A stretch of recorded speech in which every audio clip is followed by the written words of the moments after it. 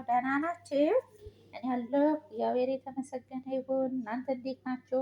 ሁሉ ሰላም ነው ወይ? እኔ ያለሁ እግዚአብሔር የተመሰገነ ይሁን። እንግዲህ ለቲጂ ዩቱብ አዲስ ከሆናችሁ ሰብስክራይብ በማድረግ ቤተሰብ የሆኑ አብሮነታችሁን አሳዩን።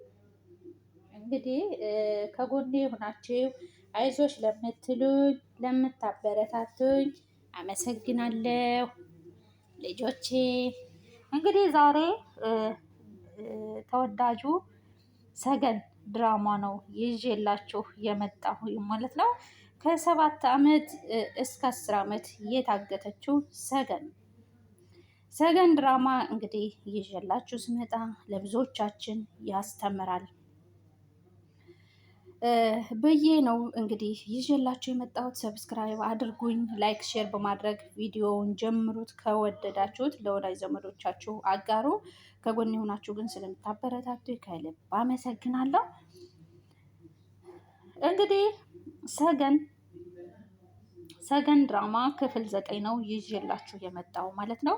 እንግዲህ ሞገስ ተከራይ መስሎ በገዛ ቤቱ ገብቷል ማለት ነው።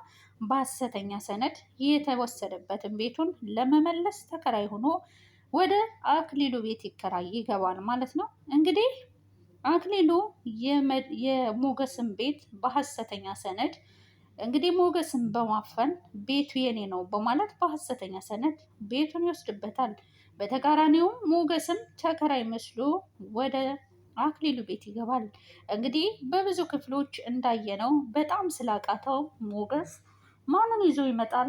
መድብልን ይዞ ይመጣል። ከመድብል ጋር ሆነው እንግዲህ ቤቱን ለማስመለስ ጥረት እያደረገ ይገኛል። ሆኖም ግን ከ7 ዓመት እስከ 10 ዓመት የታገተችው ሰገን በአክሊሉ ቤት ትገኛለች። እቺ ሰገን ማናት ለሚሉት ለብዙዎቻችንም ጥያቄ ነው። ሆኖም ግን ሞገስ አንድ ቀን ገብቶ ሰነዱን ይዞ ሲወጣ አጋጣሚ ሰገንን ያገኛታል። ሰገንን ከ7 ዓመት ጀምሮ እስከ 10 ዓመት ታግቼ ነው እዚህ የምኖረው። ሁሉም ሰው ነው የሚደፍረኝ። ልጅነቴንን ክብሬንን አጥቼ ተዘግቶብኝ የፀሐይን ጨረር ያላየሁ ነኝ፣ እባክህ እርዳኝ ትለዋለች ለሞገስ። እንግዲህ ሞገስም እረዳሻለሁ፣ አሁን አንቺ አክሊሉ እያስሮጠች ስለሆነ እባክሽ አክሊሉን ያዥልኝ፣ እኔ ከዚህ ላምልጥ ይላታል። እንግዲህ እንደዛ ሲላተኝ እሱ ፋይል ምንድን ነው? አንተ ማነህ? ከየት ነው የመጣኸው? ምንድን ነው የምትፈልገው? አክሊሉ ሂድና ድፈራት ብሎ ልኮህ ነው ወይ እያለች እንግዲህ ሰገን ለሞገስ ትጠይቀዋለች። ሞገስ ደግሞ ብቻውን ስላልቻለ መድብል ጋር ሆነው ተያይዘው እንግዲህ አክሊሉ በሌለበት ወደ አክሊሉ ክላስ ይገባሉ። ከአክሊሉ ክላስም ገብተው እንግዲህ ወደ ሰገን ይሄዳሉ ማለት ነው። ወደ ሰገንም ሲሄዱ እባክሽ ሰነዱን ስጭኝ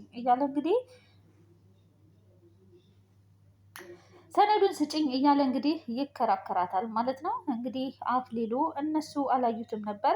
አክሊሉ ከውጭ ይገባልኝ። ከውጭ ሲገባ እንግዲህ መርዞን ያገኘዋል እና መርዞ በጣም ይፈራዋል እና አንተ ወረንጦ ደላላ ይለውና ይመጣልና ሲለው እሺ አክሊሉ ምንድን ነው የምትፈልገው ይላል ማለት ነው።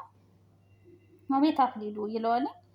ተሳካልህ አይደል? እንግዲህ አክሊሉ ሞገስ ሰገንን ያስመልጣታል ማለት ነው። ምክንያቱም ሰነዱን ስጪ ሲላተኝ መጀመሪያ ከዚህ መውጣት አለብኝ ትለዋለች። ከዛም እሺ ውጪ ይላታለኝ። አክሊሉን ከፍቶ ሲያስወጣት ሰነዱ ግን እሷ የት እንዳስቀመጠችው አታውቅም ማለት ነው። ከዛም እንግዲህ አክሊሉ በንዴት መርዞም በቦክስ ይለውና አናቱን መርዞም ይወድቃል። ከዛም አክሊሉ በንዴት ሰገንን ፍለጋ ይዞራል። ሰገን የት ነው ያለሽው? እናትሽ ወድም ግቢ አታመልጭኝም። ምክንያቱም አንቺ ለዘመናት ተዘግቶብሽ የነበርሽ ነሽ። አሁን የትም አታመልጭኝም። አእምሮሽንም ስተሻል፣ አቅጣጫውንም አታውቂም። ስለዚህ ብትመለሽ ነው ይሻልሽ እያለ አክሊሉ ሰገንን ይፈልጋታል። ሰገንም ልትገኝ አልቻለችም። ስለዚህ መርዞም ብድግ ይልና ምን ሁኜ ነው? ምንድን ነው የሆንኩት ይላለኝ። ከዛም ደንግጦ መርዞም ተነስቶ ወደ ክላሱ ይገባለኝ። እንግዲህ ሞገስና መድብል ነው ሰገንን ያስመለጧት። ሆኖም ግን ሰገን ማንንም ሰው አታውቅም። አእምሮ አንስታለች። የምታውቀው ዘመድ የላትም። አስባችሁታል? 10 ዓመት ሙሉ ቤት ተዘግቶባችሁ ምንም የማታውቁት ወዳጅ ዘመድ የሌለ ስለዚህ ለሰገን ፍቅረኛም ሙታለች፣ ሰገን ሙታለች፣ አንተን የገደልካት። እንግዲህ ታሪኩ የጀመረው ሰገንና መድብል ፍቅረኛሞች ነበሩ። እንግዲህ አክሊሉ ሰገን ከመድብል ጋር ካፌ ቁጭ ብለው ባሉበት ሰዓት መርዝ ይጨምርባታል፣ ልቧ ቀጥ እንድል። ከዛም በመኪና ሲሄዱ መድብል የራሱን መኪና እየነዳ ሲሄድ መኪናውን ፍሬኑን ይበጥሱበትና እንግዲህ እንዲጋጭ ያደርጋል። በዛ ሰዓትም ሰገን ራሷን ትስታለች፣ ምክንያቱም የወሰደችው መርዝ።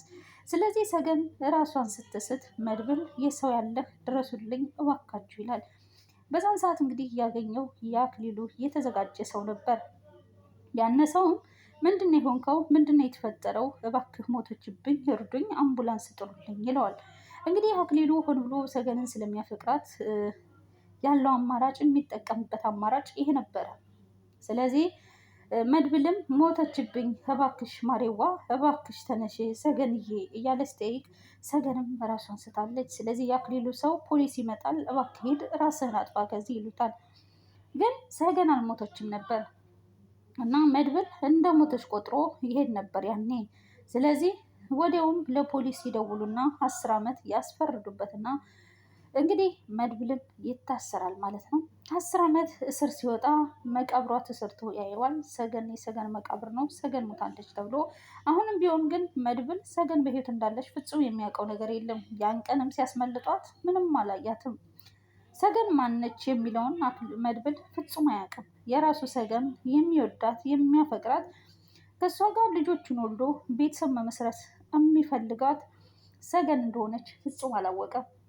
አክሊሉ የሐሰተኛ ሰነድ አዘጋጅቶ ሰገን ሞታለች ብሎ ነበር ያስወራው። የተሰራውን መቃብር ሐሰተኛ ነው፣ ምንም አይነት አስከሬን ውስጡ የለም። ምክንያቱም ሰገንን ከቤቱ አግቶ እንደፈለገ ይጫወትበትና የስሜቱ ማብረጃ ያደርጋት ነበር። ሆኖም ግን ሰገን ካስወጧት በኋላ አሁን ሰገን ወዳጅ ዘመድም የላትም፣ የምታውቀው ሰውም የላትም። ሰገን ብቻዋን ትሮጣለች። ምንም የምታውቀው ሰው የለም። በመሮጥም ወደዛም ወደዚህም በማለት ማንም ሰው የለም። እንግዲህ አክሊሉ አንቺ ባልሽም እኮ ፍቅረኛሽም እኮ ታስሯል፣ እድሜ ልክ ነው የተፈረደበት ይላታል። ተፈቷል ይላታል። ሆኖም ግን ሰገን በዱላ ሁሌ እሱ አክሊሉ ሁሌ እንደደበደባት ሁሌ እንደገረፋት፣ ያም ሆኖም ግን ውበቷ አሁንም ቆንጆዋ ሰገን ናት። በየት አያውቅም። አሁንም ቢሆን እንግዲህ ከሞገስ ጋር ቁጭ ብላ አመለጠች አይደል? አዎ፣ ሰነድ ውስጥ የት እንዳደረገችው እንኳ አታስታውስም፣ አእምሮዋ በሽተኛ ናት ይለዋል። ስለዚህ ምንም ችግር የለውም እባክህ ትውጣ፣ እኛ ቀስ ብለን እናመጣዋለን ይለዋል። ከዛም እንግዲህ ቦታ ተቀጣጥረው ይገናኙና መድብልና ሞገስ ግን ማን ነው ስሟ? ቤተሰብ የላትም፣ ስሟን አልነገረቻችሁም እያለ መድብል ይጠይቀዋል። ሰገን ሲለው መድብል በጣም ይደነግጣል። ሰገን ምን ነው ደነገጥክ ሲለው እኔ ከተጎዱና ከተበደሉት ሰው ጎን ነኝ ይላል። ስንት ዓመት ትሆናለች ሲለው 27 ዓመት እድሜዋ እንደዛ አካባቢ ይመስለኛል እያለ ይናገረዋል። እንግዲህ ሰገን የመድብል ፍቅረኛ ናት። ሆኖም ግን መድብል እንደሞተች ነው የሚያውቀው፣ በሕይወት እንዳለች አያውቅም።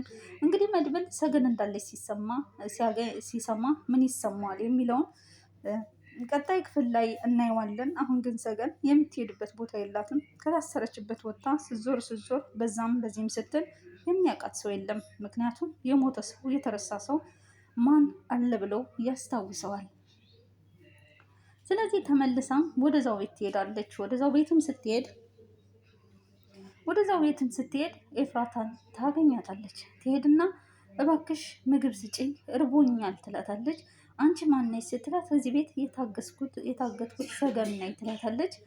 ከዛም እንደዛ ስትላት ለምን መጣሽ? አክሊሉ እንዲገልሽ ነው ስትላት እባክሽ እርቦኛል የሚበላ ነገር ስጭኝ እባክሽን ትላታለች።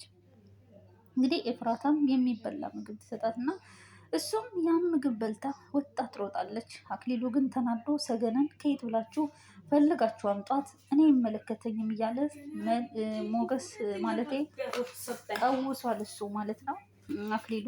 ምክንያቱም ሰገንን ይፈልጋታል፣ ሰገንን አላገኛትም።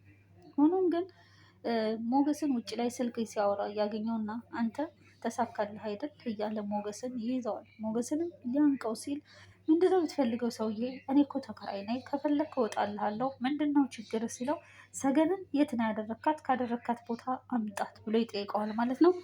እንግዲህ ሞገስም እኔ ምንም የማውቀው ታምር የለም ምንድን ነው ችግር ሲለው፣ አንተ ምንህም አላማረኝም፣ አንተ ማነህ?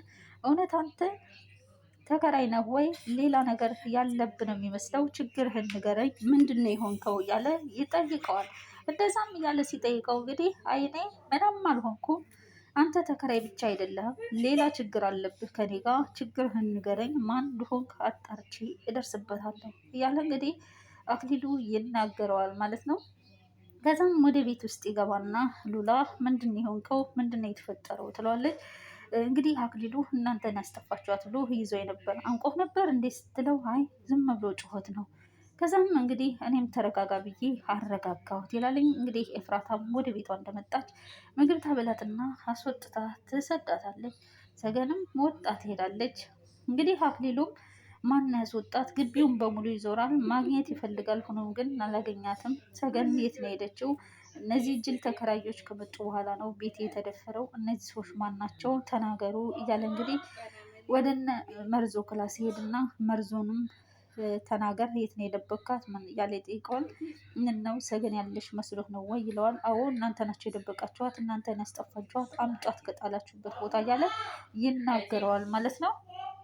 እንግዲህ ስና ትችላለች ስለው እንግዲህ ደጋሚ ስሟን ሲሰማም መድብል ይደነግጣል ማለት ነው። እንግዲህ የዛሬው ሰገን ድራማ በዚህ ነው የተጠናቀቀው ማለት ነው። በቀጣይ ክፍል እስከምንገናኝ በያላችሁበት የዓለም ዳርቻ ሰላማችሁ ብዝት ብዝት ይበልልኝ። ወዳችሁ ፈላችሁ ስለምትከተሉ ከልብ አመሰግናለሁ። ሀሳብ አስተያየታችሁን ኮሜንት ላይ አስቀምጡልኝ። በቀጣይ በክፍል 10 ሰገን የመድብል ፍቅረኛ እንደሆነ ሰገን ያውቃት ይሆን? ፊት ለፊቷ ሳያት የኔ ሰገን እናት ብሎ ያውቃል አያውቅም የሚለውን በቀጣይ ክፍል እናያለን። ወዳችኋለሁ፣ አክብራችኋለሁ። ባይ ባይ።